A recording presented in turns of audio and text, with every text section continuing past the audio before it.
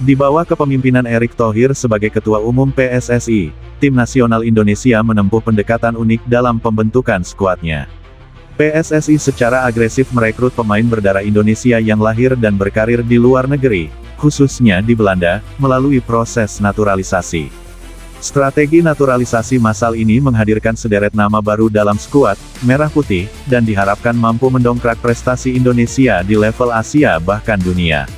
Tulisan panjang ini akan mengulas daftar pemain keturunan Belanda yang dinaturalisasi, dampaknya terhadap performa timnas terutama di Piala Asia dan kualifikasi Piala Dunia, perbandingan dengan negara lain seperti Filipina dan Malaysia, analisis faktor sejarah kolonial Belanda yang mempermudah langkah ini, serta evaluasi apakah strategi ini bersifat jangka pendek atau panjang dan seberapa sustainable ke depannya. Strategi naturalisasi era Erick Thohir, Shin Tae-yong berfokus pada pemain diaspora Indonesia, terutama yang berkarir di Belanda. Sejak 2020, ada belasan pemain kelahiran Eropa, mayoritas dari Belanda, yang telah resmi menjadi warga negara Indonesia, WNI, dan tampil membela timnas. Berikut beberapa nama penting beserta latar belakang singkat mereka. Patrick Kluivert ketemu Pascal Struijk. 3 nama mengantre proses naturalisasi untuk timnas Indonesia tidak dalam waktu dekat.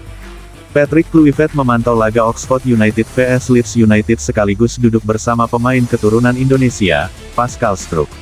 Pelatih timnas Indonesia, Patrick Kluivert terpantau melihat langsung laga divisi Championship antara Oxford United vs Leeds United pada Jumat, 18/4/2025.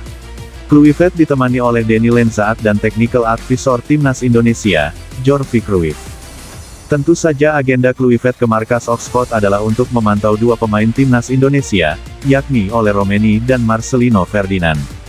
Hanya Ole Romeni yang bermain dalam laga ini, yakni saat menggantikan striker Oxford, Mark Harris sejak menit ke-65. Selain momen Kluivert bersama Marcelino dan Ole, layar televisi juga menangkap layar pelatih timnas Indonesia bersama salah satu pemain keturunan Indonesia milik Leeds United, Pascal Struijk. Momen ini ditangkap siaran video sports saat Kluivert duduk di depan Pascal Struijk.